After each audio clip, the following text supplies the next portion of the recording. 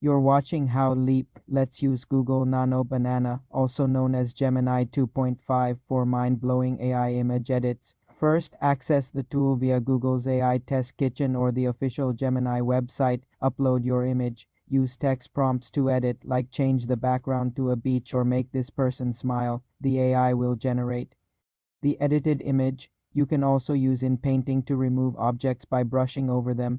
Experiment with creative prompts for unique results. You're watching how Leap. Let's use Google Nano Banana, also known as Gemini 2.5, for mind-blowing AI image edits. First, access the tool via Google's AI Test Kitchen or the official Gemini website. Upload your image. Use text prompts to edit, like change the background to a beach or make this person smile. The AI will generate the edited image. You can also use in painting to remove objects by brushing over them.